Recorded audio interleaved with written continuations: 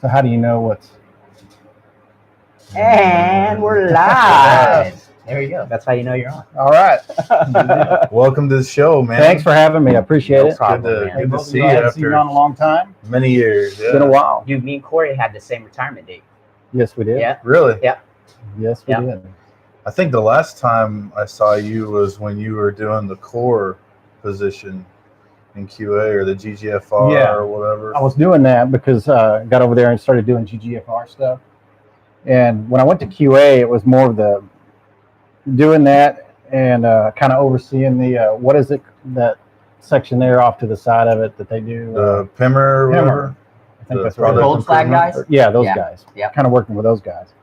But then an opportunity came up in the Air Force, 20 years. Yeah. Let me go ahead and kind of give you a background of my path to get up to what you're saying, because I actually have something to talk about that. All right, cool. Good. Okay. Come in, of course, 96 crew chief. Yep. Did that. Okay. Did that for several years. Worked in the 28th Bomb Squadron. It was the 9th and the 28th. 28th was mainly for training. We didn't deploy. We didn't do any of that stuff. Oh, we know. Yeah. You got to do all that stuff for me. All right. So, yeah. All right. So I did that for a while. And then I ended up going to FTD over the years. First time at FTD. Yep. You actually taught my engine run class. Yeah. And something that's kind of ironic about that is we did our final demonstration performance at the simulator. Yes, and they don't do that anymore. Really? You know, I was talking about that the other day up at work because I was like, every Friday of engine run class, there, as a treat, I would schedule the simulators and take everybody up there and let them run. Those guys for about an stopped the hour. tradition, dude. And they don't do that anymore. No. But that's okay, you know, but the opportunity's still there if they ever wanted to try. It's pretty busy right now. They have to get in the schedule. But anyway, so I did that. And then when I came back, I'm trying to remember how that path went, because we split and we got to the 13th, 13th Bomb Squadron. So you went to the 13th after the schoolhouse? I stayed at the 28th. Oh, okay. And actually, this was before the schoolhouse, actually. Then we went to the 13th. I stayed at the 28th and then the 9th. Mm-hmm. So anyway, with long story short, I didn't go anywhere. I stayed here. I didn't deploy. In the 28th, you never deployed. Yeah. And of course, I wasn't out trying to look for it at the time, young airman. I was just having fun doing my own thing. So go to the det. Spent 9 years, almost half of my career at the det. Back to back. Yeah, that's okay. That's okay. Hey, I will talk about this here in a little bit. But anyway, so doing that, didn't deploy. Yeah. Come back out. Now, in between my debts, because I did kind of back to back, but I had a break in between. In the break, I went to ISO. Yep. Well, we don't deploy. They'd already deployed once prior to that, but they weren't deploying in. Yeah. So here we are, almost 20 years. I've been at DIAS and I've never deployed because of the path and the squadrons that I was in. So the opportunity came up. And I'm going to love the guy, especially for what he had me do, Chief Mueller. Mm-hmm. Okay. Because he was running QA at the time. And he was like, you know what? You should look into it. It's an opportunity. There's one that came up. I didn't know what it was for sure. I was like, you know what? Let me go ahead and look into it. And it was for doing the core and GGFR stuff. But I didn't know what or where or anything like that. Ended up, long story short, in Afghanistan, in Kandahar. You went down range, yeah. For the E11s, and I loved it. Yeah. That was like the best. It's fun. I remember when you came back from that deployment, you were ecstatic. I wanted to stay another, I could have stayed there at least another 6 months more. Wow. Family is what brought me back, mom and the kids, obviously. Sure. Had it not been for that, I would have stayed in a heartbeat. I had so much fun. And Mueller had told me before I left, he goes, you're going to wish you had done this sooner. Yeah. And I got back and I said, you are so right. I've been missing out. I wish I could have done this sooner. Too late now. I'm around that where I'm at. So that's the story as far as my deployment and being at the camp. But that's what got me into that job over there at Kandahar on the 11s. Yeah. So that's cool, man. Now, once I got back from there, I went back to maintenance for a little bit. But that's when I was getting close to my 20 and an opportunity came up to where I'm at right now. And I started punching for retirement. Yeah. And ended up where I'm at now. Awesome. Retirement's nice though, isn't it, Corey? Yeah, it is. It's great, dude. But don't get me wrong, I miss a lot of it. There's some of it I told Andy that too. There's a lot of things about it I do miss. But I get to kind of still do it because I'm still working. You're still, See, and that's where I kind of differ from you guys, because like I got out on the 14th of October 2014, and on the 15th I started at M1 then. Yeah. And so like I haven't had a chance. I don't feel like I've had a chance to miss it because I went right back working with the same guys that I've worked with all over the years, you know. And so I mean, other than putting the uniform on, I haven't had a chance to miss it. So little different perspective for me, you know. And I'm still hands on with the airplane, so that kind of it's like I can't get away from the B1, you know. Just I think Dias has always had that feeling that you can never leave, you know. But well, that's cool, man. So you were liaising between the Air Force and contractors over there? Yes, same thing. But over there, see, the E11s, the squadron, there were 4 of us enlisted. That was it. All the rest were pilots and the commander and everybody. And there was roughly about 27, 28 pilots total. So we had roughly around 30, 32 people in the squadron, a little small squadron. And I'm telling you, because a lot of times when you're around people a long time and this and that, and you start to get, you know, everybody's like the way they are, they start to get kind of annoying over time. When you work with people all day, every day, all that. Talking about, dude. Okay, it happens. I mean, that's just normal. And that's natural. I got over there and I was working with those guys, and not once. I mean, it was like a family. And I think I just got lucky because a lot of people say some deployments can be bad, some can be good. Yeah, it seems like to me it's like month 4, like 3.5, 4 months. That's when everybody starts to get on your nerves, man. Yeah, sure. You know?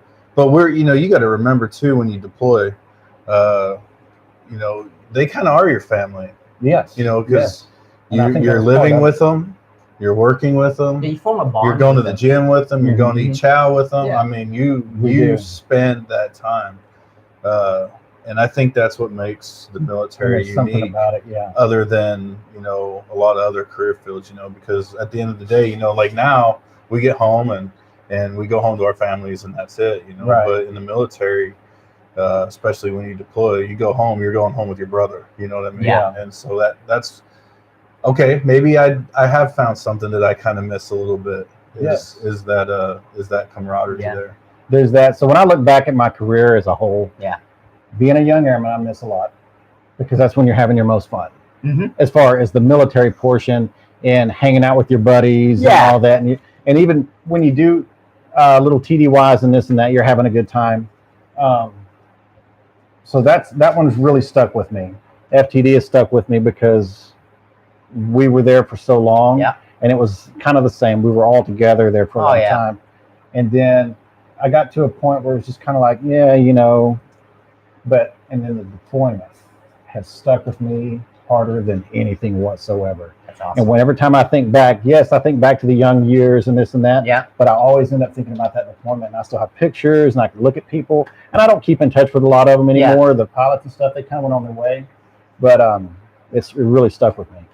And I was like, man, I would go back in a heartbeat. Well, I'm glad you took that opportunity.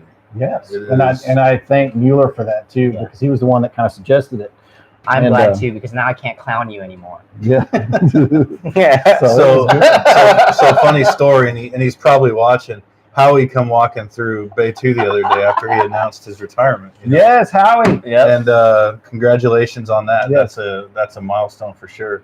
But I like to tease him after. Remember when he got tagged for that deployment at the det, you know? Yeah. And so anyways, he's walking through. I'm like, there he is, the guy that's retiring after 20 years. So how many deployments did you do? 0? You're such a dick, dude. Wait, I deployed. I went to England. But here's the thing. But it's just a, you know. I do understand. I mean, it depends on your family and where you are in your where you are in your life and the way things are. And you may not necessarily be ready because, like this deployment, I chose it, and it was actually going to the maintenance squadron. Oh wow! And I found out about it, and so I called deployment or mobility and said, "Can you give that to me instead?" And they're like, "Of course," because that way they were going to have to pick somebody. Yeah, they probably looked. They're like, "Look at this guy's dwell time," and you had to have it. Shit. That was another one. Here's another thing. I was manning when I was over there. I did manning for the group. So I had access to all the manning. Yeah. I can't remember what it's called now, the system. But anyway, so I'll pull up a spreadsheet one day just for shits and grins. and I do a sort, by date. Who's been at Dias the longest? And I believe it was either number 2 or number 3. Really? On the base when I checked that. There was somebody ahead of me. I don't know who it was. The funny thing about that one, I don't know what the situation was with that, but it was like a tech sergeant. So I don't know how or what happened there. There was something weird about that. I didn't ask. I just saw the list. It might have been an error. But then, of course, below me were some other ones, and it was a lot of our group where it was, a lot of us were, started following in. Even Howie was down there. Usually go farther down. We've all been there a very long time. Mm-hmm. That's what led me into going ahead and retiring, because I had this job opportunity come up. Sure. When I was deployed, I found out and got wind and started working about it. And the offer for the job was it's one of these where once you get it, you don't leave it. Mm-hmm. It's one of those. Yeah. They're really good. People don't leave. Yeah. And as bad as it sounds, people almost have to, because this happens, people almost have to die in order to get that position, unless you go up under a new contract or anything like that. Okay. So I looked at that and I'm like, well, if I go to senior, that's great, because that's where I was headed, trying to make senior. Mm-hmm. But what are the odds, me being number 2 to number 3 on the list at Dias, making senior? You're gone, son. And staying at Dias. Yep. We've been here so long. Yeah. I did it, so I didn't have to move the family. Yeah, you're established. Yeah, sure. Yeah. And I took the job, and I haven't looked back. I had questions about it at first. I asked my father-in-law about it because he was prior military. Yeah.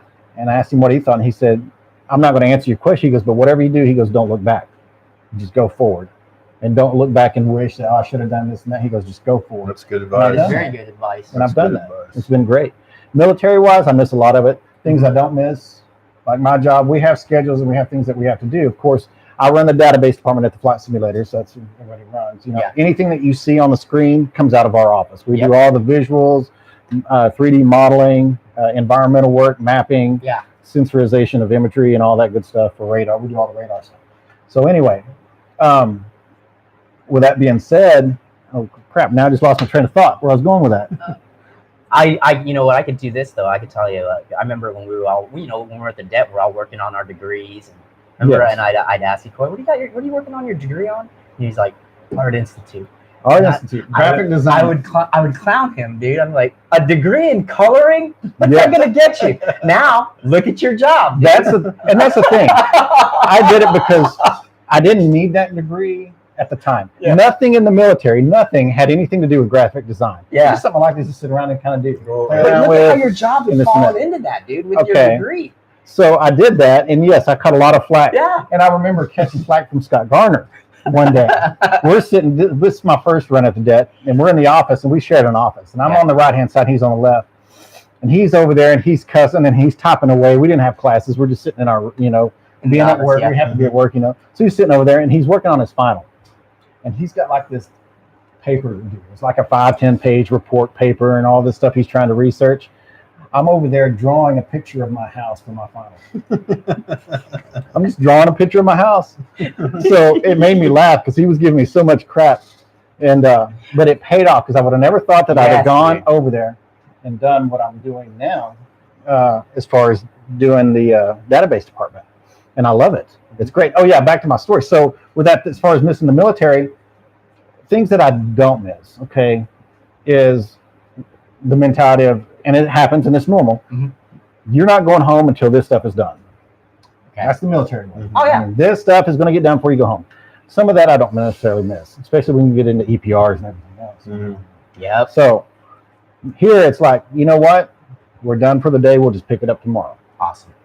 Good to go. Yeah. That kind of stuff I don't, That is definitely nice. Like we shut down at 4 for a lunch. Yes. We shut down at about 7. Yeah, you're kind of safeguarded that way. And you leave at 8. Like there's no have to do an EPR. Waiting for turnover on the flight line. I don't have to do any of that stuff. So I don't miss any of that. I will, and I've taken a lot of flack, and I know a lot of other people have taken flack through the years, whether it's not deploying for so long or staying over FTD for almost half of my career. Dude, I went back there twice, dude. But I did 7 years. Yeah. Here's what I'm going to say about all of it.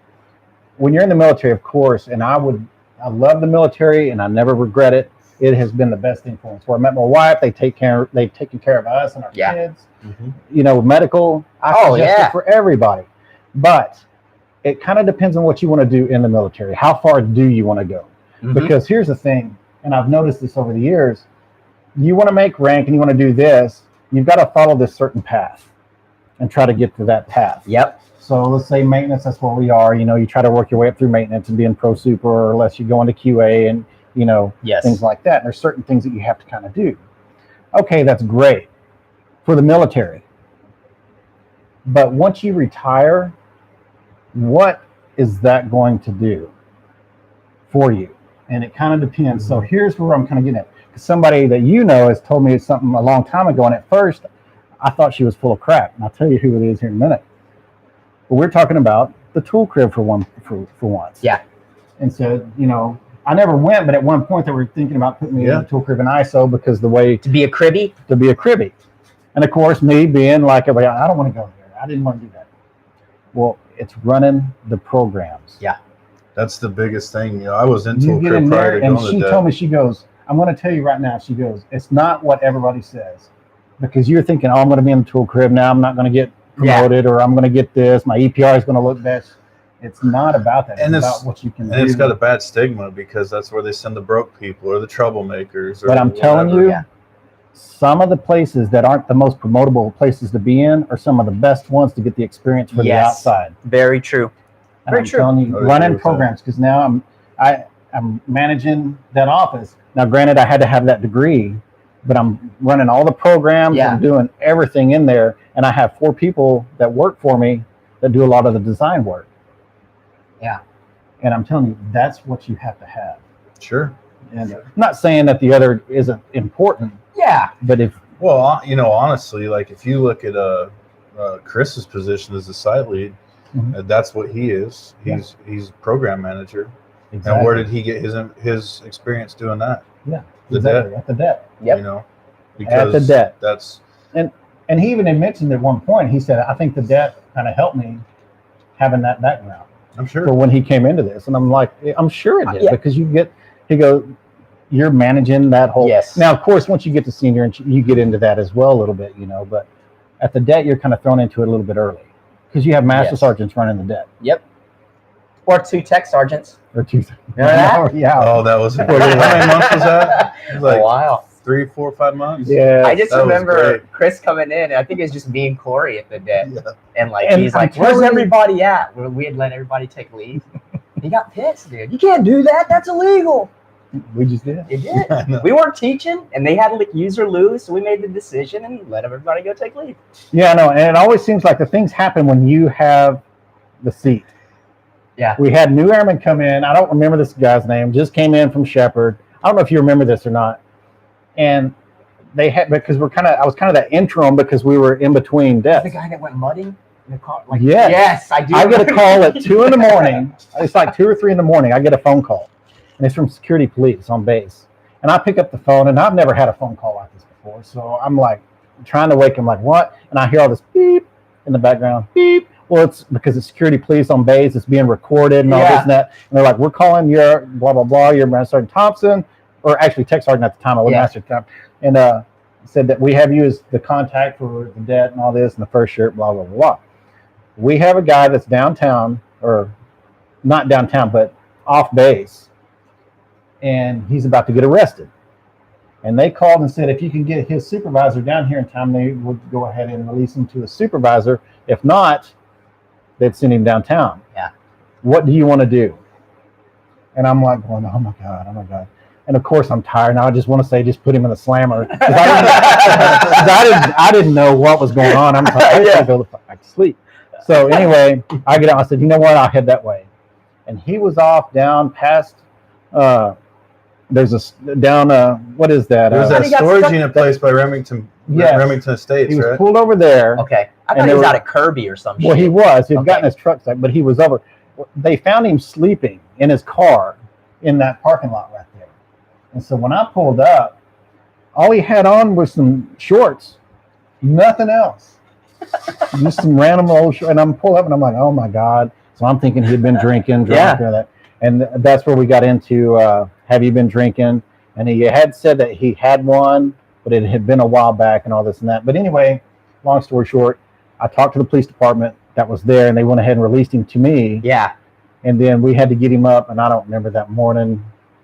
I don't remember how we did it, but we got him back up to work, and of course went from there. I think I saved him because that would have probably ended his career had he gone downtown. Yeah, he would have been done. I don't know whatever happened to the guy. I'm hoping that maybe that was an eye opener. Hopefully, yeah. And I don't think we ever had any more problems with him out of the debt, but he went on to Ellsworth. I did send word up to Ellsworth. They probably threw it in the trash or whatever at Ellsworth, which I'm hoping they did. Hopefully he's a good guy, but you never know. But yeah, you get those calls. That's funny, dude. Why am I getting this call? Why are you calling me? I think back, man, as like some of the dumb shit I did. I should have been put in jail numerous times, but luck. Somebody's looking out. Good supervisor, something like that. Yeah. I remember. I don't remember. I think there was some dudes I think you guys were going to Diego, and so it was like the middle of the week, and I went out to the bar and got smashed, and then I go to work the next day, and Al Shavana was the pro super, and he took me aside. He goes, "Get in my truck," and I said, "Okay." So I got in the truck with him. He drives me down to Faze. We had an airplane down at Faze, and nobody was working on it. And he gave me a pack of gum, and he goes, "Put the whole pack of gum in your mouth, and go up in that jet and sleep this off." So I went up in the CB of the airplane, slept it off, and he come back a few hours later, woke me up, and then he put my ass to work. But but I should have probably not been at work. Because I don't know how I made it on base. Wow.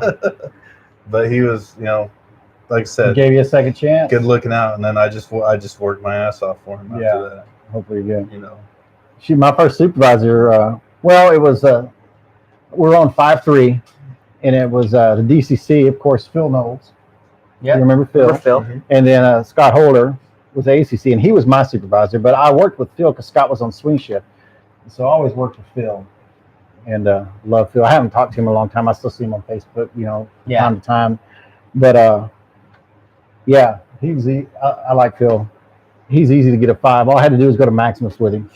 Sorry, Phil, but it's true. When we go to Maximus, that's all I had to do. I get a 5 EPR. He just had somebody to go with him. Yeah, and we the wingman just to hang out. Just hang out. Funny. But we had a good time back then. And one time we had been out so late. It was like 6 in the morning. We hadn't even hardly slept, and we had to go out to the line. And me and Phil are working. We go upstairs in 5-3, and we're sitting there, and we're just tired. I mean, we're just half hungover, tired. So we fall asleep. He's in one side, I'm in the other up front, and we're just sitting there sleeping. And we had the covers in the front, Well, what we didn't realize is how long we had been up there. Thunderstorm had rolled in, and they closed the flight line. And you guys are just up there knocked out, dude. They were looking for us. And we kind of wake up, and we're just like, what's going on? Let's come on. And we start walking downstairs, and the truck pulls up. And they're like, "Hey, what's going on?" And we're like, "Oh, we were just up here doing some work." Yeah. And they're like, "Flight line closed. Y'all need to get in the truck and let's go." And we got out of that one. We'll get it our way. Doing a real good upstairs inspection. Yeah, we were very thorough. But no, another stupid thing I did. This was actually really stupid. I could have really hurt myself, and I didn't think about it. Afterwards, I was like, I learned a lesson to myself. Yeah. I didn't get in trouble for it. I BS my way out of it. But went upstairs to change the battery. So I'm sitting on the ladder, I open up the panel, and I'm getting ready to take the battery out.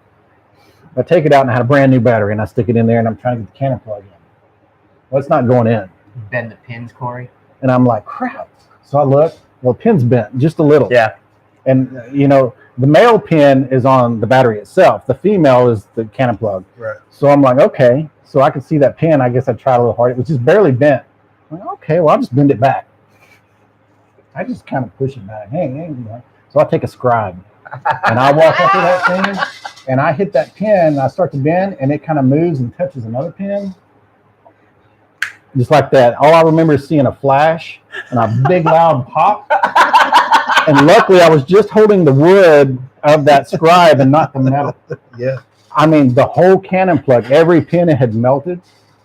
And I looked at the end of the scribe, and there was gold melted to the end of the scribe. Oh, wow. Gold. Yeah. And I was like, oh my God, if I'd have been touching anything. Yeah. And I was just kind of standing on the ladder. I wasn't bracing. I was just kind of like this. Luckily, I wasn't, So I'm like, crap. Well, then I pull the battery out, and I'm like, damn, crap, I just busted the battery. I'm like, I'm going to be in so much trouble. So I come down, I pull it down. Petey pulls up. He's driving the truck back in. Erickson? Yep. Yeah. Sorry, Petey. Lied to you. Told you I bent it and trying to put it in. I was like, I was trying to put the cannon plug in, it bent, and something happened. I don't know. Well, now you know the truth. That's what really happened. You're the reason why there's the caution warnings and notes. Yeah. Right? That's funny. Note to self, I never did that again. That was one of those that kind of scared me. Oh, yeah. I was like, man, I could have really messed myself up on that one.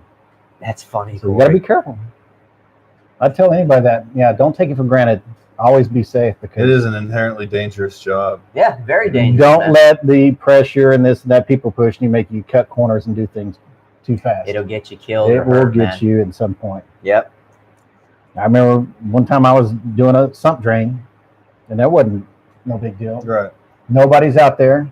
Young, this is all when I'm young. Yeah. Doing stupid stuff when I'm young. I learned as I went. You get older, you get a little bit more mature. Your work ethic gets a little bit better. Yeah. But didn't have a ladder, so I pulled the toolbox under there, jump up on top of the toolbox. Did the box start rolling on you? No, it was there. I put the sump drain in. I'm sitting there, and it's coming out.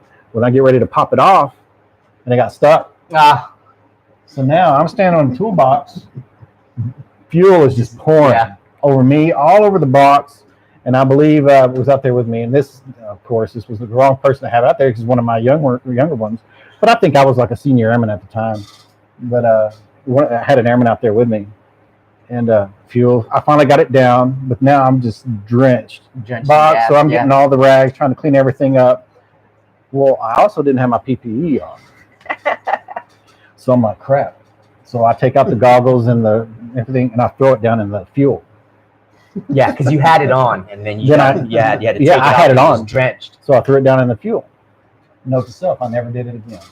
Yeah. Yeah. I learned from my mistake. Yeah. And those are the two, those are the two biggest ones I ever did. Anything after that, I didn't really, do anything. It kind of reminds me of a piece of advice my dad told me when I was young. He said, whenever you're doing something wrong, you will either you'll get caught or you'll get hurt. Yeah. It may not happen this time, but it'll eventually catch up with you. And it so stands true, Like you didn't get caught per se, right? But you did get caught because the sump stuck open, and then it poured fuel on you. You didn't have your PPE, and you were in a really unsafe situation because you were not on a ladder on the toolbox. Yeah. So. Oh, you're good. Yeah, those things happen, man. But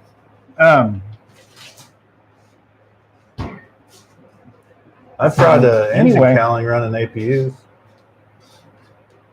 I've done some stuff on that B1, dude. Oh, let me mic up. Knocked a B5 stand over while towing in the deed. That was a good one, dude. Johnny was the QA guy. Oh yeah, out there. Yeah, you let him off. Dude, they wanted to fry him and Brandon. Like, they just, when you go to the deed, we're like the bastard bomber guys. They don't give two shits about us, and they wanted to fry those guys. I had to actually have the maintenance fleet commander, like, I had to tell him, like, dude, it's dark out there. Yeah. It is so dark out there. And then you're wanting to move an aircraft, and then you're moving it into like almost like the active taxiway. There's so many airplanes. There's so many airplanes going by, so you want to get that plane off the spot. So these guys moved the jet. They got it. They moved it, but they didn't see there was a B5 stand right there, and they just ran it over, dude, with the wing. Just flipped it over. It didn't do that much damage, but they wanted to fry those guys. Yeah. They made a mistake, man. Mm-hmm. And anybody out there, if they saw the situation, how dark it was out there, I think a lot of people would have done the same thing, man. Yeah. But yeah, nothing happened to these guys. They got out of it, but they did want to burn them. It was you don't want to, nobody ever wants to be in trouble, man. But that's because you don't know, you give your statement, and then everything kind of just lingers, and you don't know what's going on, and fortunately, it just blew over. But yeah. And that was one of those situations too. Whenever you deploy, man, you want to go home, hopefully with the medal. Yeah. Feel a little bit better about that deployment. So it seemed like when we were on that one, they wanted to send everybody home with fucking less stripes and paperwork. Yeah. It's hard. Hey, so Corey, what exactly do you do now? What is your job? What are you doing up there? Database. So, because when I hear database, the reason before I even went there, to me a database, I always like Microsoft Access or this. Sure, that's what I think. That's what I always thought. But there's so many different ways a database can be, and of course the computer stuff. Like there's different types of databases and this and that. But I didn't think of it when I heard synthetic database. I'm like, what is synthetic database? What is that? Well, it's all it's not just data that's you type in like a database and query this that, but it's the database of all the files itself and the structures of files itself, and everything has to be in certain places, named certain ways. Okay. And then of course we can go into some files and scripts and things like that and change things around. Everything has to be. Almost sounds like coding. So we have a software where they do all the coding. Yeah. But we have to have our stuff set up a specific way, and then each database is basically okay. So I'll give you a quick overview of the flight simulator. We have the world, okay, which is a very basic. We call it whole Earth. Okay, so it's just a very generic kind of Earth picture of Earth, and you're flying around. Nothing special.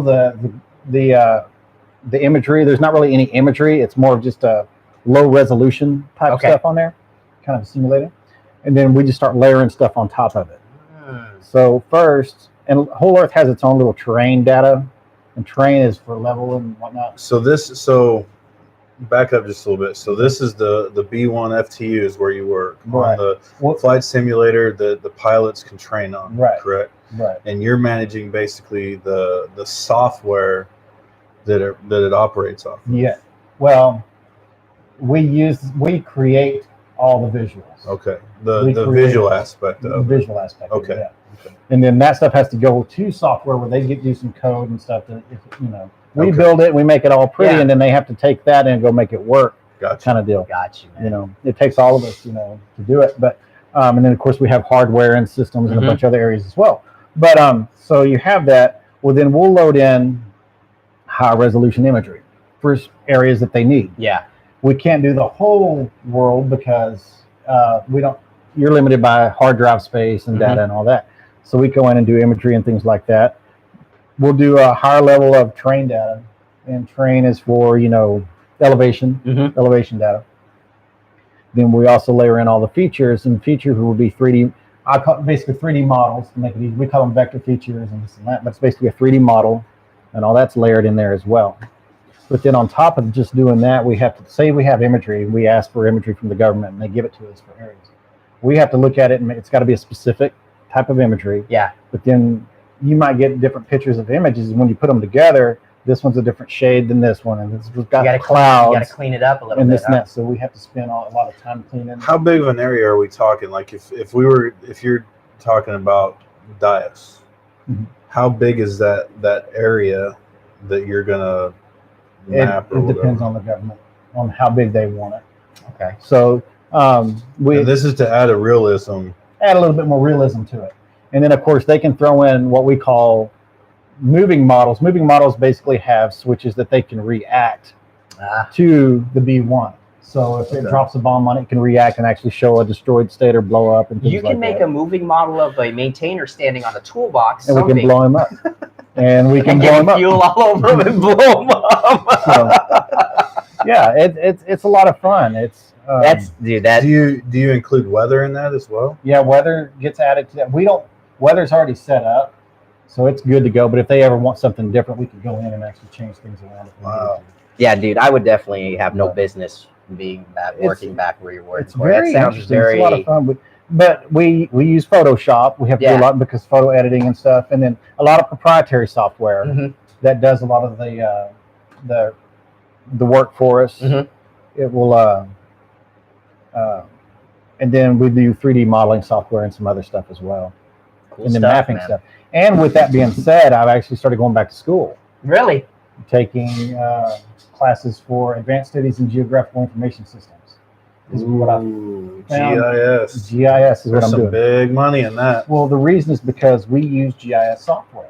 And I did not know this at the time. Yeah. I started looking at it and I'm like, the company right now, they offer a very good education benefits. Cool. So I'm like, okay. So I'm not even having to use my GI Bill right now. Oh, because I still have a little bit left over. Yeah. I was one of those forgot to transfer it to my kids until I was getting ready to retire. You didn't do the post 9/11? And they said, we want 2 more years. And I'm like, I'm retiring like next month. No. Yeah. You know, to get the job. So wasn't that quick, but you know what I'm saying. Yeah. So I had to red ball that. Red ball. Yeah. Hashtag red ball. Is that the secret word like Pee Wee's Playhouse? You said red ball. I love it. So anyways, so we use some of that software. Well, what I got to thinking was, what if something happens with this? Because we're in the real world now. Okay. What if something happens to our job? What if we don't, you know, and we have to go look for another job or something? We're all in that state. We're all contractors. Yes. Yeah. Okay. Anything can happen. I'm like, well, okay. Well, I got graphic design. Mm-hmm. Great. Got my degree in it. Mm-hmm. But here's the thing, and I'll reference to somebody. It makes sense. What in Abilene, compared to what I'm doing right now, financially, will graphic design get me? There's not a lot. There isn't. I was going to say, you probably don't have too many options. Without having to relocate. We don't want to relocate. Mm-hmm. That's why I retired to get this job. So we didn't, you know, I didn't want to take a chance to retire. So I'm like, okay, well, we're using some of this software. Now, the next question is, when you apply for a job, I'll use somebody's example that worked at the DET. Mm-hmm. He had a job, he was weapons.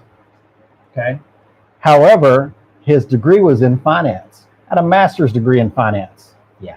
Boom. Okay. But he's weapons, and he was a teacher at the DET. Mm-hmm. Okay. Retired, went to get a job, had a master's degree. I don't quote me on it, but I'm pretty sure remember him saying ended up being like 70 something applications he had thrown out there. He ended up having to relocate and everything. And he still started not where he wanted to be. He started low. And he said the question that was coming back almost every time was, you've got this master's degree, but what in the military do you have that has what background do you have? Yep. Well, his background was kind of mismatched, dude. Yes. Yeah. Same with graphic design. I'm wrench turning. That's what I did. Yep. I didn't do graphic design in the Air Force. Okay, so here, since I'm using geographical software and I'm taking these courses, now I've got 2 years experience with it on top of getting this degree. Smart, and that's what, you know, that's an important thing I don't think people realize is when you go into the civilian sector, you know, you may go on sites and search these sites, and there's a guy that we work with who was a temporary employee, and he kept looking he wanted a management level job, and every interview that he went to, they offered him a entry level job. Yeah. And why? Because he don't have the experience in that particular field. Particular field. So, and a lot of times, you know, a lot of companies, I know banks especially, they're gonna promote from within as you work your way up through there. Now, unless like more specialized stuff, they're looking for, well, great, you got the education, but we want to see your practical experience with it too, just like what you said. So, so people don't realize, you can get yourself, unless maybe more of a vocational field or a more technical field, you know, or like a plumber, that's pretty straightforward stuff, or an electrician, that's pretty straightforward stuff. But like you're talking about, you got to have the practical experience, right? And that's the reason.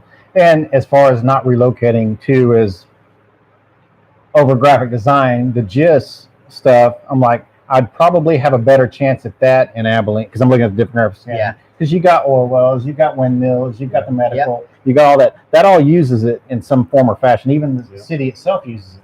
You know, you just got to find those openings. So I might have a better chance of that. Yeah. There's another guy that's in my office, and he was taking game and art design. Yeah. Being a game designer. That's great. I think it's awesome. It's pretty cool. He's doing some cool stuff. But I'm like, okay, but here's the deal. Are you willing to relocate for that?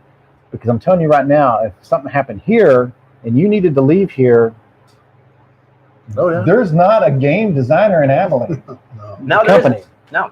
That I know of. Not and it's yet. definitely not going to be equivalent. Maybe it's going to be him. Yeah. But I'm like, definitely not equivalent to this. Yeah. Like, you're going to have to relocate. Yes. So I'm like, that's great. That's another thing. Certain things, are people willing to take that jump to start something on their own, you know? And most people are. I'm getting old fashioned. We don't want to move. Yeah, I'm the same way. I don't. Stay here. This is home. I don't want to move either. But that's smart, Corey. Hey, he's I hope going it back to works. school too, man. Yep. For Yeah. what? I just started nursing. Yeah. Well, I was going to ask you about your Yeah. fire department stuff. I'm still very involved in the volunteer fire department.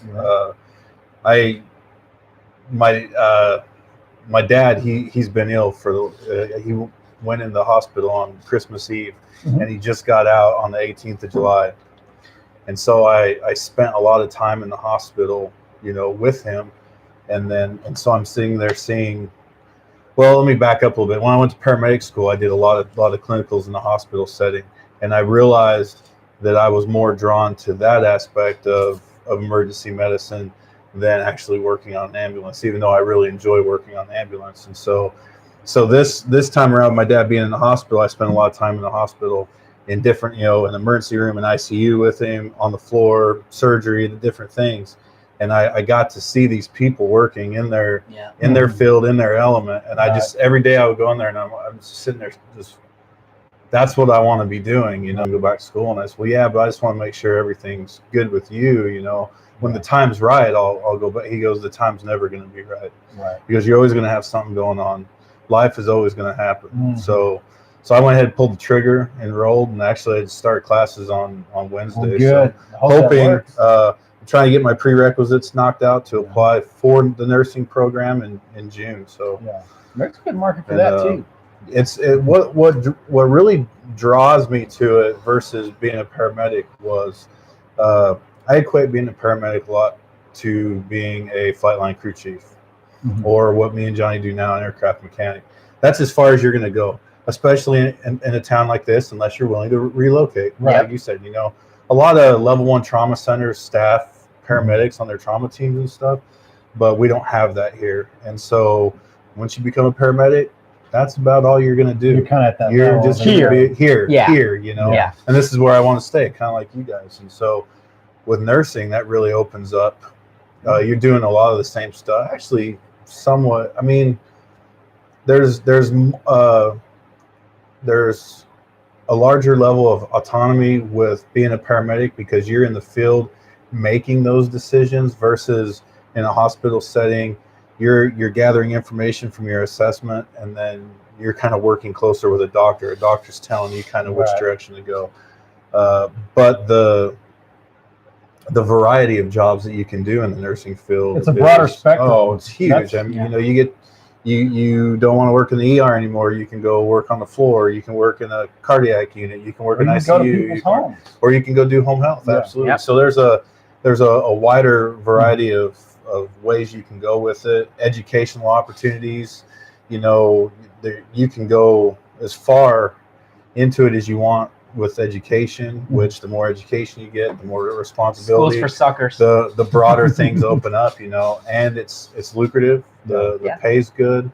The schedule's nice. I'm going to wear pajamas to work. That's the big thing for me is what you wear scrubs and tennis shoes to work. And it's something that I have a passion for. So that's doing what you like to do. I think that's good. You do your job so much what better. You said earlier too. That's you've got to always be looking out for something else because, like you said, look, we're contract workers. We can lose that contract tomorrow. Yes, you've got to be looking out for yourself, right? And I see it. I see it where I'm at. Is you can't just. I mean, it's okay to settle with where you're at, but you've got to have that ambition to look further. Yep. So don't work and be happy with. I mean, you want to be happy with what you're doing. Sure. But you, for example, you are kind of at this point where there's not much where you're at currently right now. Well, no, that's the thing. That's what I'm saying. There's no end game for us. What is the next step up where you're at right now? Being a level 3, being a 7 level. A 7 level. Okay. And then after that would be like a site lead for that contract. Yeah. And you got to. You said it right there. That's what you want to work towards, even though if you're never really truly want to do it. Work towards that because that's what's going to get you further in. Yeah. Me, for example, we have a site manager. Yes. But we have a bunch of different levels within and stuff. But I look at her and I'm like, okay, I will work towards that. Yep. I may not ever get there, but that's what you want to do. But you see some that are they come and they're just like this. Comfortable and they're comfortable. And I'm like, that's fine, but you're not going to get anywhere. I know personally for me, and some people are happy that. Yeah. I guess why I struggled in the Air Force towards the kind of why I wanted to go to the det, and then now where I'm at, I feel like I'm stagnant. You know, I'm not. There's not that I've mastered the B1 by no means, but there isn't a whole lot more for me to learn. Yeah, you know what I mean. Yep. They're really, and for me, I hear you. My perspective, I feel stagnant, and so, am I really maybe giving my all? Am I giving 100% to my job? No. And so that's kind of why I want to get into something where. But you got to get that spark too, like you said, because you've been working on airplanes for so long. It's hard to get that new spark, you know, and things. You got to find something that you really truly like. Your nursing and your paramedics on that right there seems to be what you know. Absolutely. That good interest, and so use what you have now to get you to that. Now, everything that I've experienced, you know, good and bad, is gonna. I'm definitely gonna, especially from the military, is gonna carry forward with me in everything I do. You know, it certainly wasn't a bad thing. It really helped me. You know. I can tell you this. You know, most everybody y'all work with is all prior military. But me, not everybody is military, and you can clearly see, and it's not always in a bad way, but you can clearly see the difference in certain things, you know. Yeah. And I never thought about it before, but I'm like, you know, because things that don't phase me, you know, I work a certain set of hours. I'm like, that's nothing compared to what I used to work. Yeah. But yet you see others at times, and you're like, and it's hard for them.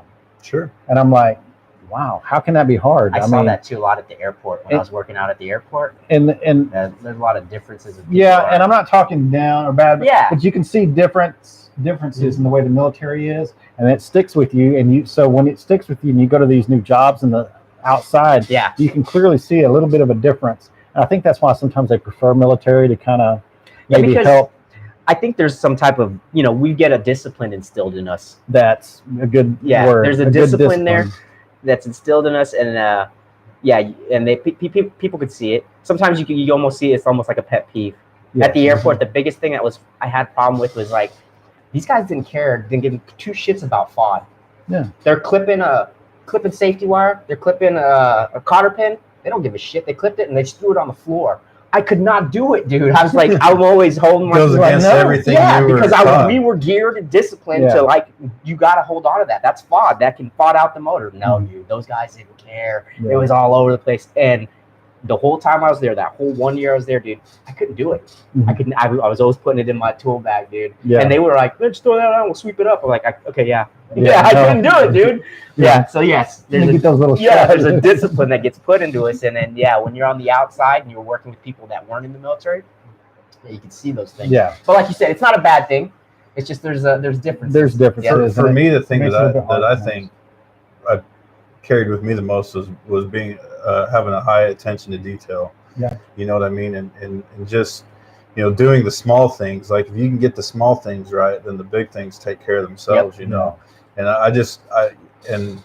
I worked for a short time on the ambulance service here in Abilene part-time, and I just, like, I couldn't believe that they were paying me to do that. It was great, you know, but a lot of the things that we learned in the military carried over, you know, getting there early and being real diligent in the things you did to get ready for the day. And so definitely. I don't know, had I not went in the military, I don't know if I would be I think it's blessed us that way. I think that's a blessing for us. I mean, because I have to have structure. I have to have some type of structure, and I look at patterns too.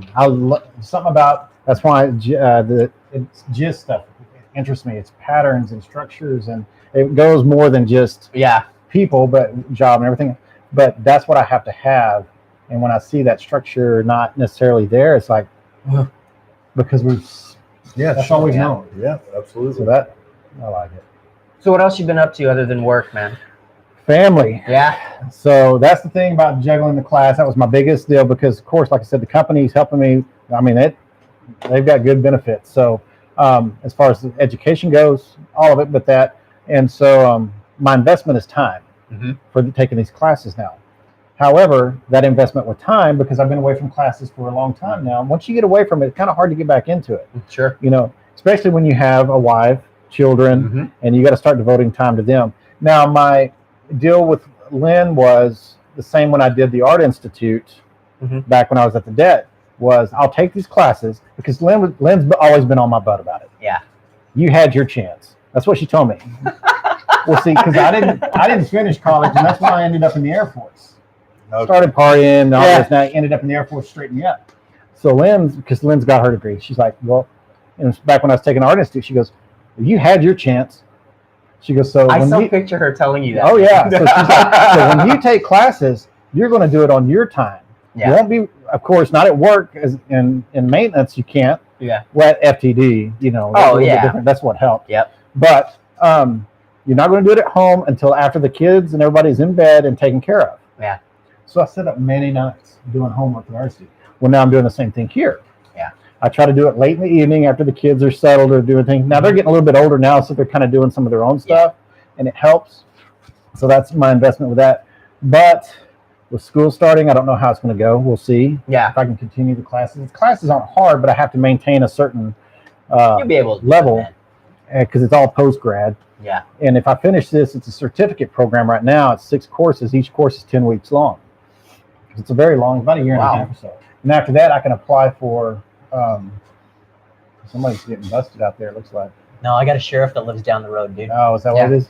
He's about to turn the camera around so we can watch. See what's going on. But anyway, so after I do that, I can apply to get my master's if I wanted to.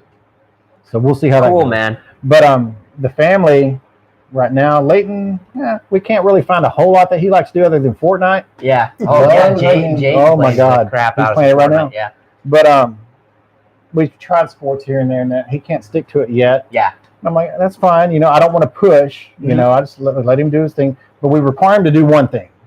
You've got to do at least one thing to be active. Yeah. So the last year he did parkour. They had a parkour class up at the gymnastics place. So he took Really? That. Yeah. That's cool. That way there's not a commitment to go to these games or this or that, but you still have to go and exercise and do the parkour. So we may do that again this year. Cool. Ava, on the other hand, is completely the opposite. She does everything. Oh my God, we're not going to see her at all. She has cheerleading in the morning, and then every afternoon after school, she's got volleyball, and she does horse. Oh, wow. She does that, and she's talking about taking tennis as well. She's got the student council, and she's doing a bunch of other stuff. She's a busybody, dude. But Leighton's like me. I don't like to be around people a whole lot. Yeah. You know, like crowds, especially crowds and stuff. I'm just like to be to myself, you know. Lynn's more very social in this and that. So Ava's the same way. She wants to be around her friends, and that's what her friends are doing, so she's there with them. But she's not at home right now. She spent the night with somebody last night. She spent the night with somebody tonight, you know. But it's okay. Yeah, it's funny. That's how my kids are. They get older, and you don't see them as much. Kinley does dance. She's into that. Like, she's the most active chick I know, right? Yeah. And then Jaden, just like me, dude. Just likes going to hang out, play some games, occasionally go do something active, right? But yeah, that's exactly. You can see how they take. So that's what we're doing right now. And Len's teaching the junior bells, you know, at Wiley Junior Bells this time around again. And that's really about it. But dude, how is it living right there by the high school, man? I love it. You like it? I like it because the back of our house faces the road. Yeah. So there's not a house behind us. Yeah. That's what I like about it. I think Wiley went 5A now. Well, I don't know if they did or not. I think they may have. Lynn would know. I don't follow it as much, but those football games are going to be crazy. I think they are 5A, man. Yeah. Yeah. Ava, now when I said cheerleading, she's not one of the cheerleaders. She made mascot. So yeah, that's what she's going to be doing. She did the mascot. That's pretty cool. For 8th grade. She's going to 8th grade mascot. I'm like, good luck, because those games, it's going to be hot. And she's got the bulldog at home, and she's put it on a few times. I'm like, oh my God. Dude, have you started showing her some videos on mascots? She's looked at some. Dude, sometimes some of those mascots do some funny shit, man. Yeah. Like I like it when you can watch a couple of those videos where those mascots, like you got opposing teams and then the mascots start to fight. Yeah, those are awesome, dude. It'll be good. We'll see how she does. Yeah. But, and then her volleyball's her big deal. She's really good at that. And we got her in an ACES team as well, not the school, but it's a separate one, a traveling team. Yeah. We got her in that. So good deal. They get expensive. That's something. Dude, yes. Greg Kerr told me this a long time ago. Yeah. Your kids don't get expensive until they get a little bit older, especially when they get into sports. Yep. And I was like, because Greg got there a little bit earlier than I did, and oh my gosh, you would think when they're young and you're buying diapers all the time and baby food, it gets expensive. That ain't nothing. Dude, you got to prep. You got to prep for that because like Kinley's she's I'm her driver's ed teacher, by the way. Yeah. So we're starting to do the driving thing, and like I started thinking, I'm like, man, my insurance is about to go up. Insurance. Once I put her on the insurance, it's going to blow up. So there's stuff you got to prep for and prepare for. As they get older, you're right. They get a little bit more expensive, man. They get more expensive. They want more of the name brand, whether it's clothes or like her traveling volleyball. We got to pay the volleyball fees. We got to pay the travel, 3 or 4 out of town games, and they're over the weekend. So now we have to have a hotel. We have to have food. And I'm like, oh my gosh, it adds up. I know, dude. Kinley's on that competitive dance team, and I have to pay for all that stuff up front. And so I feel you. I know what you're talking about, dude. So good investment, though. Really, it is. Yeah, really, that's all we do. Yeah. Other than that, I like to come home and just veg. I still get up at 4 a.m. I try to get to work around 5. Yeah. We don't have to. You were always the early bird, dude. There's a reason. Always. Yeah, you were. There's a reason. I don't have to be at work. I do cocaine. There's a reason to do coke. You want to know the reason? Truly, the reason I get to work early before everybody else is because I could get more shit done between that point I got to work and when people came in than the rest of the day, because you have people asking you stuff all the time and they're wanting this and wanting that. Corey does the Jocko so I can get stuff done. I was just gonna say. Yeah. That's what I was going to mention. Are you familiar with who Jocko Willink is? No. He is a retired Navy SEAL commander, and he is an idol of me and Johnny. Yeah, because he has a podcast, and he's real big in like military history and stuff like that. And that's kind of what his podcast focuses around. But he's also very interested in leadership. In fact, he retired from. Sound like I'm plugging him, but. When he retired from the Navy, him and another Navy SEAL started a company called Echelon Front, and they go around. They do these leadership seminars and different things, and they'll go to companies. And one of the things, he has a book called, and I suggest you read it. It's called Extreme Ownership. It's a great book, and they take leadership theories and they apply them to actual. Like things that they experienced in combat, and then they translate it into civilian business. Oh, yeah. And anyways, where I'm getting with that, his big thing is discipline equals freedom. And some of the things he said, the discipline to get up early in the morning means you have the freedom to get more things done throughout the day. So you do exactly the same thing. So that's exactly why. Because everybody asks me, like, you're not in the military anymore. Why do you still get up at 4 o'clock? And then even she's like, why do you get up so early? You're getting old. You need more sleep. Because it's hard. Because she wants me to stay up, and it comes 9 o'clock. I'm usually in bed right now. Oh man, we got you out late, dude. That's why you said 9. You said 9 o'clock. I'm like 9. Oh my god, I'm usually in bed. Did you look at the bed before you left, dude? So, no, I took a nap and took a 5-hour energy drink before I came over. I did. So, dude, I get asked the same thing. Like, why do you keep running? You're not in the military anymore, and like, why do you keep working out? Well, for one, if I don't, my back's gonna kill me. I've got to stay light. But dude, I enjoy it, and it's a routine. I've got to make it a routine. You know why I need to keep running? Because once you retire, and if you don't, it's very easy to gain weight. Oh yeah, very easy. Especially as we're getting older. Like we're the same age, Corey. It just happens, dude. And so, and Lynn's told me that too. And so I try to run a little bit. I try to watch what we eat, and so on and so forth. But it's hard. It is, especially as you get older. Diet, dude. Diet is the thing. But what you eat. Speaking of, look at that, dude. That looks good. That looks delicious. That looks raw. No, dude, that looks good, dude. It's salmon. I'm gonna cook it and put some batter on it, maybe. But yeah, Corey's always been the early bird, dude. But no, that's why. Because I get up and I still, to this day, just do it. I still live on about 6 hours of sleep. What time do you got to be at your normal your job now? What, 8 o'clock, 7 o'clock? I could get there at 9:30. But you're there like probably like 4:30. Between 5. They open the door at 5. And I usually between 5 and 6. Probably because here's another thing. The first one there too. The earlier I get there, the earlier I get to leave. Yeah. So and I work 5. Roughly, usually I work 5 to 2:30. Yeah. And that's your 8-hour day. That's 9.5 hours. Oh, okay. Because I eat lunch there at my desk usually, and we're not required to take a break and go eat lunch and then come back and not count that. I can work right through and count that as long as I'm there doing. And I have a deal with my group too. I'm like, if you're here, that's fine. Now, if you leave the base or if you leave to go eat, okay, you need to make that up. Yeah. You're a dick, dude. But if you're there and you can eat just as fine. So 9.5 hours. Yeah. So I usually try to do that, get a little bit of extra time. Then on Friday, because I'm flat salary, it's 40 hours. Mm-hmm. That's it. No overtime, nothing. Yeah. Once I hit that 40, I'm done. So Fridays, I try to go home a little bit early. Good. Now, I've always made it a point to stay. Even on Fridays, I don't want to take advantage. Mm-hmm. So even if I only have to work 2 hours that day, I'll still come in maybe at 7 or something, and I will work till noon. I don't leave any earlier than noon because I feel like I'm taking advantage of that. Sure. So there's a lot of times where I go over 40. I don't get paid for it. And my group in there, I'm like, you just don't know. Yeah.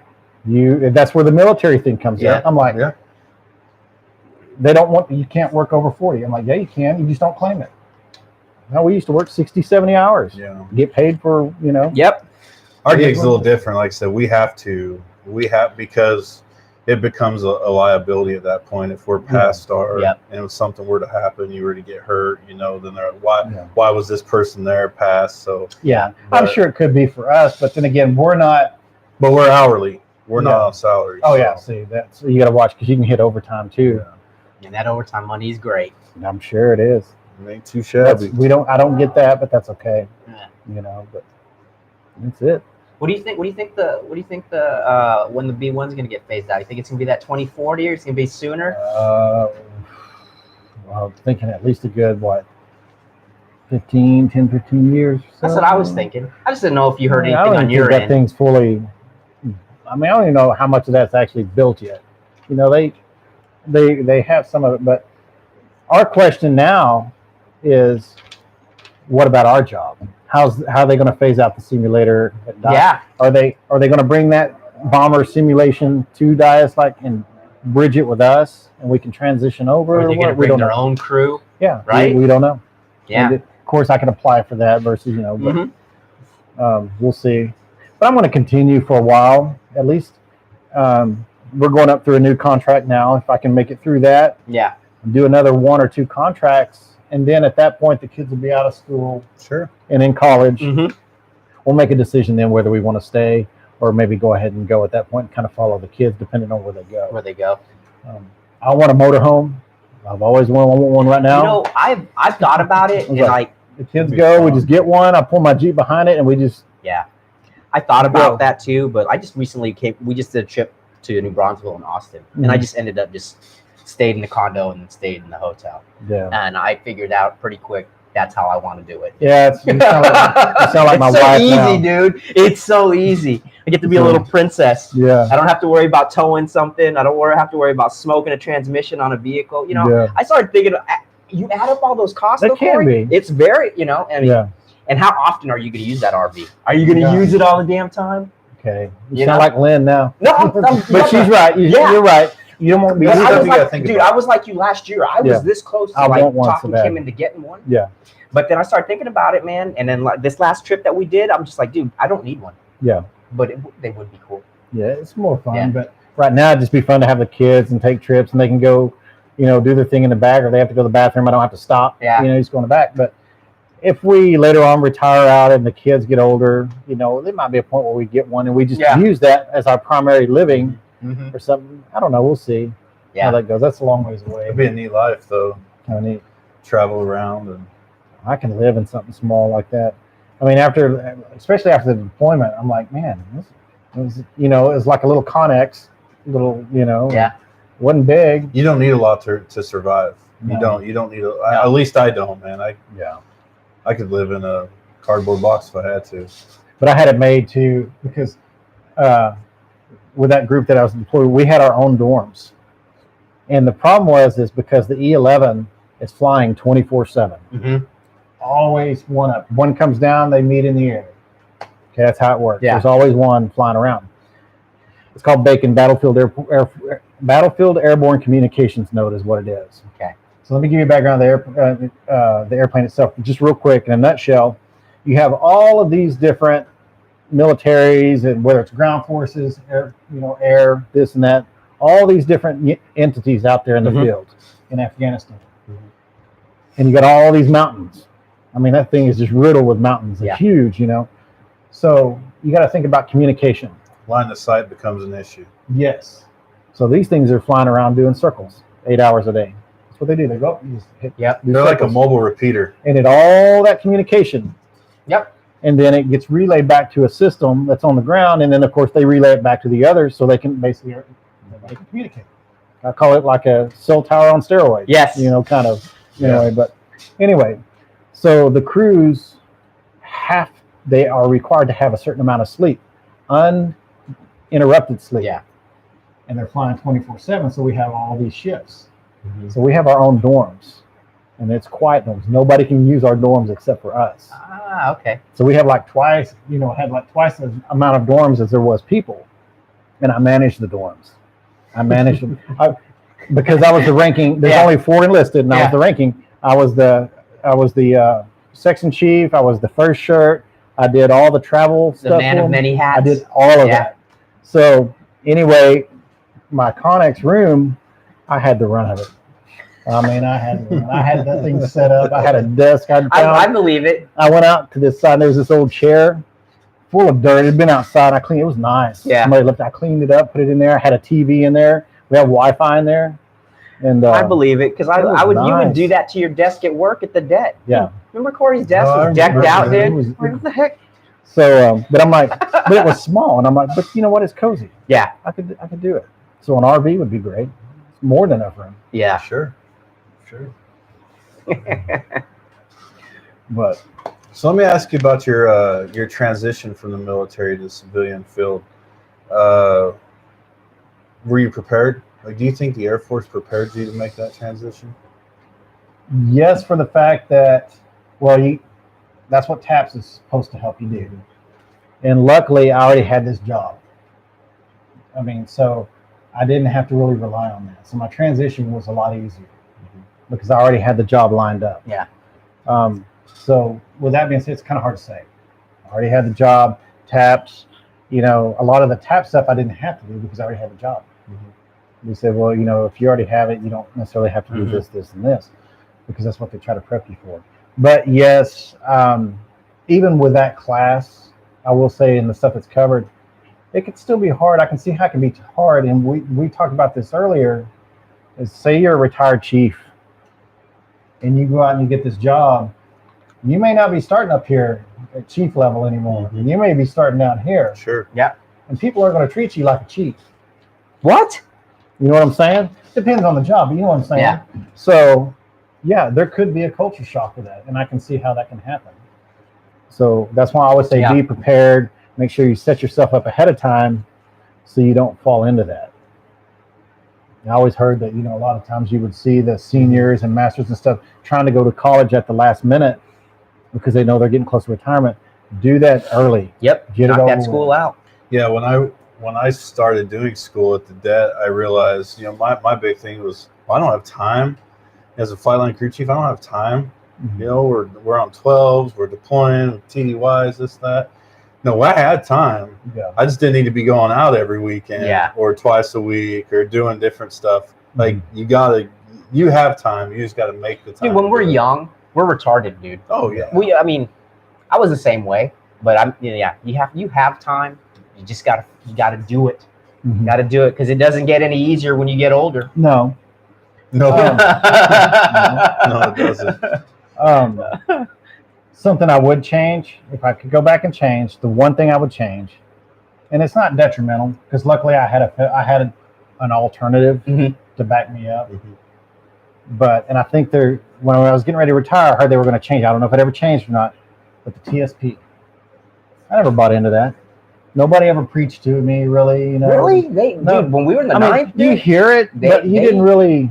That's the reason I did it, because they had someone from not finance. Yeah, was it finance? They had someone come in and like talk to us. Yeah. And I was like, I'm gonna do it. Yeah, we had people come in and talk to us, but my supervisors didn't ever really kind of push it or anything. So I never did it. Never did it. And I look back now, I'm like, I'm retired now. You know where I could have been at this point? You could get into it as a retiree now. But the thing is what I got lucky was I already had investments. Yeah. And I had those through my whole career. Mm-hmm. So it's basically an alternative TSP. Yep. But I'm like, still, I could have had that and this. And that, yeah. And that's one thing I'd go back and change. And I heard now that it's a requirement, or they were going to make it a requirement when you enlist. Yes. It was a mandatory to get into the TSP, and the reason was they had such a high rate of retired people going to the poverty level, and they didn't have that TSP to fall back on. A lot of them, disabled vets and this and that, or something, maybe having a hard time finding a job and stuff. Mm-hmm.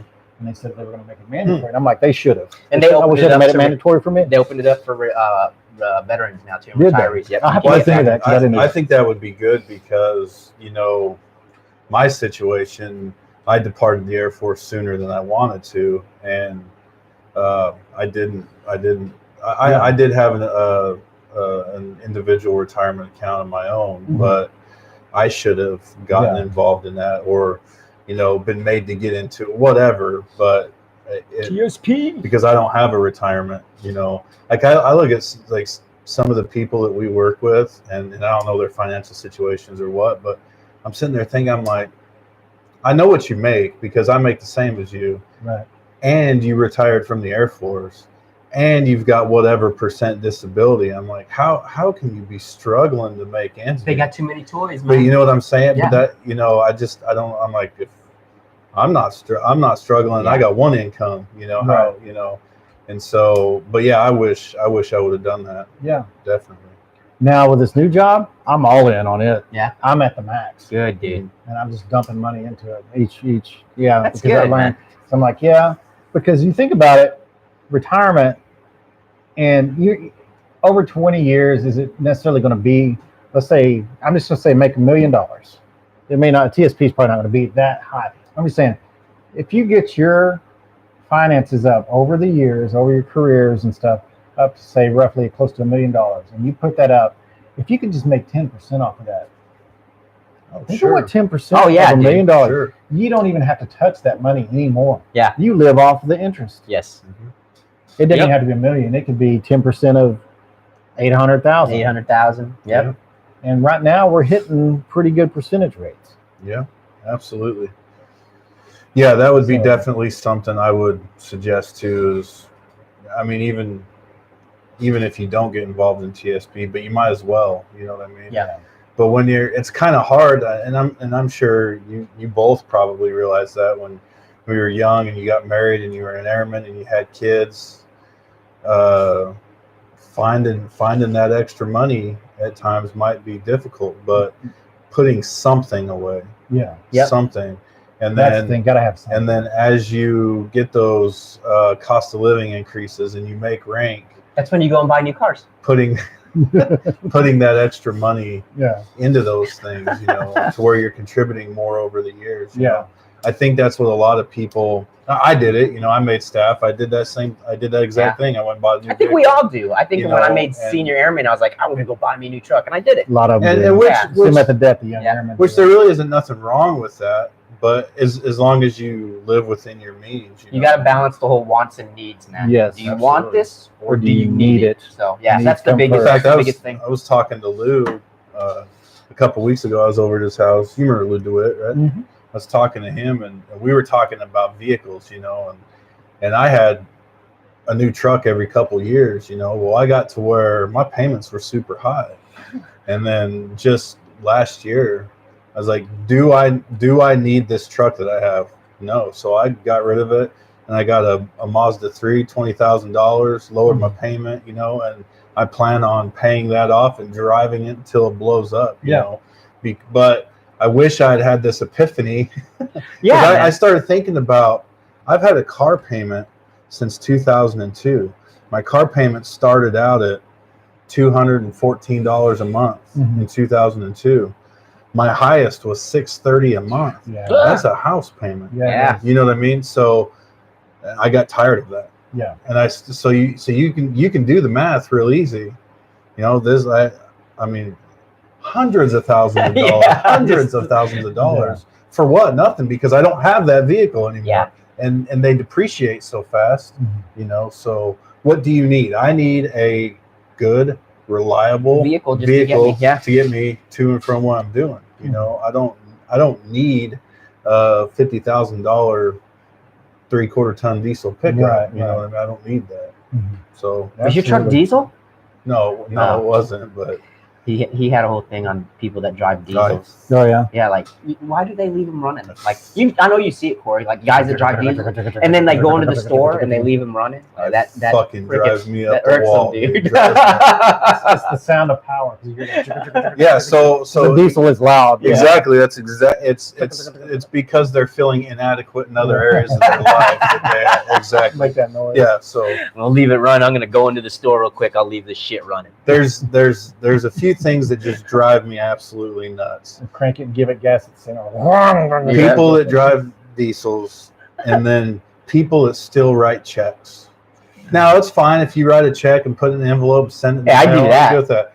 But I stand behind in the freaking grocery line, and the line is backed up, and that's another thing that drives. While I'm on this rant, is you go into all these grocery stores and they got 20 checkout stands, but they only got 3 of them open. Yes. And then that little old lady, bless her heart, is up there filling out the check. Right. And the line's just stacking up. And I'm just like, what the hell? Like debit card people. Like, hey, some people are so old fashioned, dude. They want to do it. Sonic does not take check.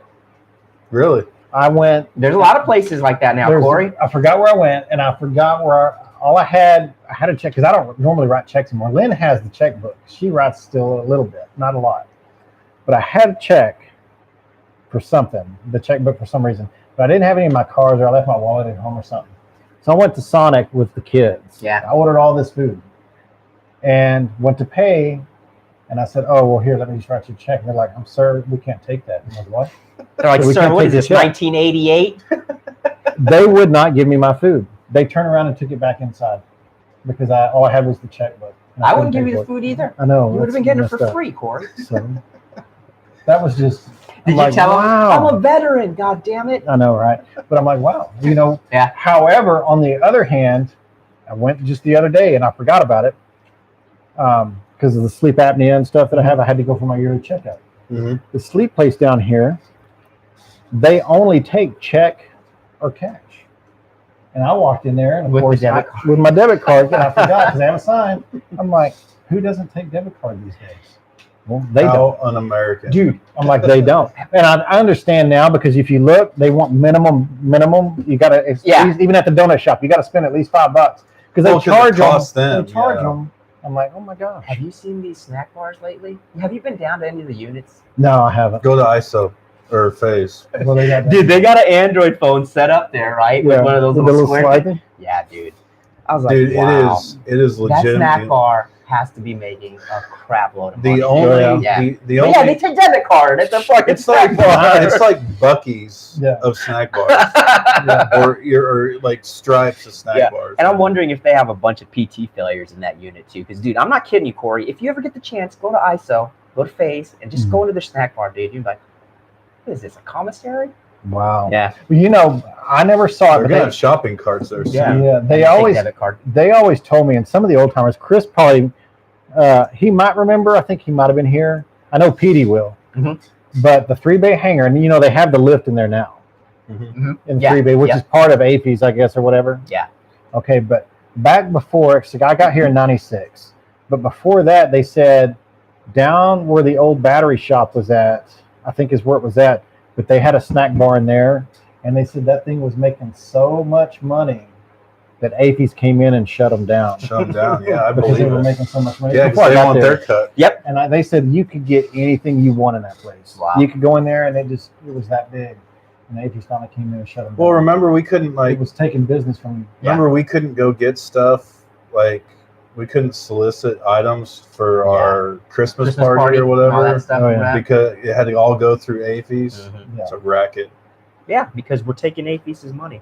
They're the only place I know that can make their own denomination. Remember when you deploy, dude? Get and like, pogs? you need change, and they give you pogs that say 25 cents. I'm like, what is this? And it says AFES on it. You can't make your own currency. It's your own currency. Yeah, I still got some. Do you? I got some, especially the ones that have the B1s on them. I kept them. But where was I? Somebody was paying for food at a snack bar with that, and like we had to brief it, like don't be using the AFES pods because we don't accept them here at our snack bar. But funny stuff. Wow. Hey, so are you watching anything, Corey? You watching any shows, dude? There's so much out there now. I don't really. I was gonna tell you. I watched a few. What did I watch the other day? Godless. It's a great Western, right? Good. That's a good one, dude. You seen that one, Andy? Yes, it's good, dude. I watched that, and I don't know why. Okay, actually, I do know why. All we ever have on is Disney Channel for the most part. Yeah. Ava loves the Disney Channel. Leighton watches Disney Channel. That's all we have because I got rid of Suddenlink except for Basic. Lynn wanted to keep Basic. So because we have Hulu, we have Netflix. I dropped Suddenlink, dude. We have. I mean, I have their internet. Yeah, their internet we still have. I just have Sling. Well, we didn't do Sling. We did DirecTV Now because we have AT&T. Yeah. And so I get a very good cut. I get $25 off my bill. Oh, okay. For DirecTV Now, and we got free HBO. So I did Sling for a trial, but I did get Roku's. Yeah, I got Roku's all over the house. I did Roku's. Go, man. Yep. And so we do it that way. But there is so much stuff out there now. It's almost too much, dude. Well, I don't even have to go try to find the backdoor ways to get movies anymore. No, it's all out there now. Because even if it's a current movie, I don't even care now. I'm like, you know what? It'll be out because there's so much other stuff that I haven't seen now. But there's a new one on Netflix that just came out. I started watching it. And back to the Disney Channel. The kids watch Disney Channel, and one of the shows they watch is Girls in It or whatever. I forgot which one it is, but she's like the caretaker of the kids or whatever. Oh, dude, Jaden has the hots for that girl. What's her name? Or what's that show? Because they ended up, the show went on. It's off the air. And the kids went to Camp Tiki Waka or whatever. You know what I'm talking about. So anyway, she's Debbie Ryan. Yeah, well, she's in that new series that they put on Netflix. Well, I started watching it. It's like a chick flick, dude. But actually, I heard it's pretty good. It's actually pretty My daughter told me it's actually pretty good. Called? I don't Insatiable? Or something like that, yeah. Well, I started watching it for fun because, the first episode I put on because it's an MA, TV MA, mature audience. But Ava has Netflix as well, and I'm like, well, I'm going to kind of watch and see in case, because she might be attracted to it because she watches Disney Channel. Yeah. And it's not Disney. No, it's not, dude. It's adult stuff on there, and so, but that's why I watched the first episode to get an idea in case to make sure that if I have to tell Ava. Well, it was actually pretty funny. I'm like, this show is actually really funny, and because there's other people in it as well. It's not just her, and so yeah, I'm kind of watching that one too. I've been meaning to tell you or text you and tell you. Did you watch the John McAfee story on Netflix? I don't think so. Dude. Which one is that one? What's it called? The Outrageous Life of John McAfee? I don't think or something like that. Dude, Corey. You know who John McAfee is, right? Which one is he? He does the McAfee antivirus. He's the one that designed it. Oh, no, I haven't seen that. Watch that, Corey. Really? I'll get the title real quick. I didn't know that he was such a thug. Really? He's a gangster, dude. Really? You need to watch it, dude. Wow. I was like, when I saw that, I thought of you, because you're under the computers. Like, oh man, I wonder if Corey knows. No, I didn't even know that was out. Dude, good one. That's a good one. You need to watch that one. Yeah, it's on Netflix. It's called Gringo. Yeah, Gringo. The Dangerous Life of John McAfee. Okay, I'll have to look at that. Check it out. You're going to be like, your mind's going to be. Really? Yes, dude. That's funny. I'll look at that. And then when you get done watching that, watch The Keepers. And then when you get done watching that, watch Wild Wild Country. There's a lot of good documentaries on Netflix. The content, if you just solely look at Netflix, the way that is blown up. Oh my God, dude! When they started out as a male DVD service, dude, they put everybody out of business. And the crazy thing was Blockbuster. Yes, Blockbuster could have done it. Yep. They had the market. Blockbuster was the last. There was something I read in an article today at work about Netflix, and it's something about when they started, and there was a point where they had something to do with Blockbuster, but Blockbuster, I don't know, I didn't read it real quick, but something about Blockbuster turned it down or something. Mm-hmm. Yeah. And you look at what happened. Yeah. Yeah. They just took over, dude. Gone. And that's where you got to wonder, as a CEO or the governing body of Blockbuster, Mm-hmm. maybe they weren't willing to take enough risk to venture out because they felt that they had the market cornered. You know, Yeah. Kind of like what we're talking about with our jobs, right? You're fine there. You don't want to venture out. Yeah. And then bam. But I mean, even I'm sure you were. Maybe you guys are, because you're just a little bit older than me. You probably had a whole collection of cassette tapes. And then like me, I transitioned. I had cassette tapes, but I'm thinking about, because you guys are like, my uncles are a little bit older than you, but I remember they had, my uncle built these. He built these like shelving things, and it held all his cassettes in it, right? And I mean hundreds. And then I had a few cassettes, but I was big in the DVD or the CD. I was big time into bootlegging the radio, dude. I'd hit record so I could get that song. Then I'd get pissed if the DJ talked. Yeah. Like, you son of a. But I remember having the big album. Yeah. And had all my CDs in there, and then you had the album cover in there where you could actually, a lot of the album covers had the lyrics of the songs in there. Yeah. And that was like a prized thing that you take care of your CDs and make sure you put them back in and keep them clean and not scratched, And then now I don't own, and then it went to DVDs, right? Yeah. Like my dad still has his VHS tapes boxed up somewhere, and all the DVDs. But then you went to DVDs, and it was the same thing. You went out and you bought DVDs as soon as they come out. You went and bought them, and then you could watch them over and over. I don't own a single CD, nor do I own a single DVD. Yeah, all my stuff is digital. It's all digital. Music, same thing. Like I used. There was a hack for Pandora for Android phones. It was an APK file where you get Pandora 1 for free. Yeah. And then I got involved with Google when I swapped over from an iPhone to an Android phone. I got into Google Play, and now I pay $10 a month. And I have unlimited whatever music I want. Yeah. I can download it. Did you go back to an iPhone, dude? Yeah. But I want to go back. Dude, we're gonna go and shut this off. I want to go back. And that's right. You want to go back? I do want to go back. And now for $10 a month. So, and I'm the same way. I have access to DirecTV now because I moved in with my parents, so I can help them out. But before, I had DirecTV, and I ditched DirecTV, so I use Amazon, Netflix, Hulu, and Sling. Yep. I still pay roughly, I guess with that and Google Play, I'm probably $60 a month. Yeah. And I was paying about $150 for DirecTV. Yeah. And I get all the music. Yeah, look at all the content you're getting, way cheaper, dude. And and then him and I, obviously podcasts are huge now. But that's how him and I we're always listening to podcasts. Did you listen to this episode? Yeah. Did you listen to this one? But I have it all right here. Everything, all the media that I can. You can't even watch it or listen to it all. It's right here. Yeah, right here. It's amazing. In my pocket. I have the. I don't have a paid subscription to the Google. I use Spotify. Okay, same thing, but I use it because I have. You can have up to 5 accounts on one, a family deal. Yeah. And Leighton, I got him set up with one, and Ava set up with one, so they can listen to their own music and stuff. And it's the same stuff, but just the fact that you don't have to lug a case of CDs. You're like, I don't want to listen to country now. I want to listen to classic rock. Or back in the day, me and Corey used to rewind our tapes like this, dude, with the pencil. Yeah. Did you ever do that, Andy? Oh, yeah. Yeah. Okay. They get eaten up. Yeah. You pull it out and the tape's all you and you're like, no, man. The funny thing, I used to, I would save up my allowance, and, if I did, mowed lawns or whatever, I guess I started probably maybe when I was like 10 or 11, maybe saving my allowance up. And then every year I'd go buy something, right? I'd save up and I'd buy something. And so the very first thing that I bought on my own saved money, I went down to in my hometown. We had a store called Kazin House, and it was kind of like had Ace Hardware was on one half, and the other half was electronics and furniture, right, and appliances. And so I went in there and I found an RCA tape player, right?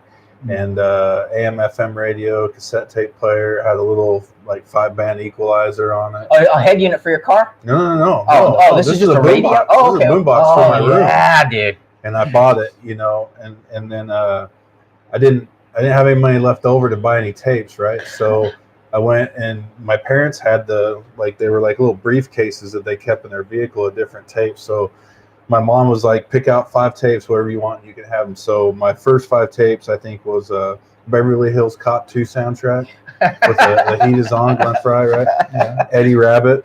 Yeah. Okay. Conway Twitty, Ray Stevens, and there's another one, Neil Diamond. Those are my first. That was my first. Well, a pretty wide variety of music. Yeah, it is actually, dude. Yeah. And it was all stuff that my parents listened to, and then after that, I started saving up money and buying tapes. You got that NWA, right? Did you get that? No, I didn't get that till later. I remember a funny story about this. So my little Toyota pickup, right? Yeah.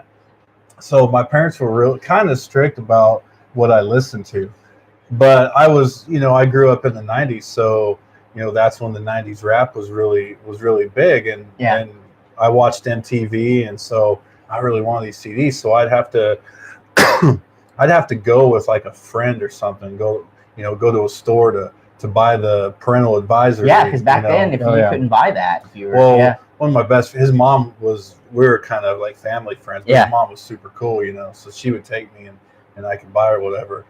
So I guess I was 15, and I had a Tupac CD, right? Ooh. And so in the wintertime, my job was I'd go move all the vehicles out to the street, and I had to shovel the driveway and all the sidewalks and stuff before school. So my dad would let me move the vehicles on my own, even though I didn't have a driver's license. Well, I'd always just like sneak that CD into my pocket, right? Put it in like his truck and back it out, drive it around the block, and jam out to California Love or whatever, Well, I forgot to take it out.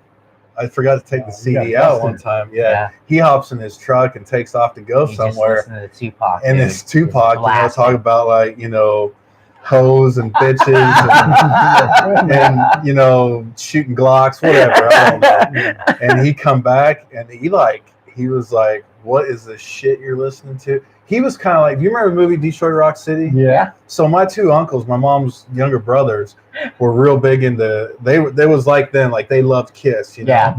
And I just wanted to hang out with my uncles when they lived with us. And so I'd be in there when I was little, and they put a Kiss video on. They went and rented a VCR and got this Kiss concert tape to watch, right? Mm-hmm. Well, my dad was like, where's Andy? And he goes in there and he opens up the door, and I'm in there, and like he yanked me out of there, and he just like screamed at me, do not be, I don't want my son listening to that devil music, And my dad's not super religious, but yeah. And so when he heard that, like he was like, don't ever play that shit in my vehicles again. Snapped the CD, threw it away. Oh yeah, man. It was funny. Wow. So I had to be real careful after that. That is funny, dude. My parents never gave 2 shits what I listened to. I don't know how were your parents? I had to sneak it. But my mom bought me. She didn't know. Yeah. She had no idea. She would have killed me had she known. 2 Live Crew. Oh, that's a good one, dude. As nasty as they want to be. Yes, dude. I got that tape, and I was on the phone with one of my friends listen to this, and I'd play it. Listen to this, and I'd play it. And it's, that is nothing but filth. That whole CD is just like, wow. And your mom bought it for you? She bought it, but she had no idea what it was. Yeah. And so. See, my mom was probably a little more liberal than my dad. She probably wouldn't. She probably didn't care, but he was the governing authority on that. But yeah. Wow. Well, hey, let's wrap this up, man. Corey, thanks for showing up. Thanks for having me. Yeah, absolutely. It was fun. Yeah, it was great. Good to see you. Dude, yeah, super, super glad you're doing good, man. Yeah. Good for y'all too. And good luck with all that. Appreciate it. Yeah. I know we're in. Now you got to start taking classes. Dude, I am never going back to school again. I'm done with school. Keep telling him, man. What do I got to go to school for? Health. No, dude. You're running all the time. Yes. You're already doing it. Yeah. You can do it. No. School. I'm done with school. Keep that mind sharp. It's hard. Right. It is hard to go back, but I don't have any desire to go and do school for anything. Maybe one day I will, but yeah, that's good that you're going back to school and doing all that stuff. Hey, like I said again to Corey, thank you for showing up, and thank you for your service, sir. No, thank you. All right, guys, like, subscribe, share, Facebook, Instagram, and YouTube. Red Ball Podcast. Later.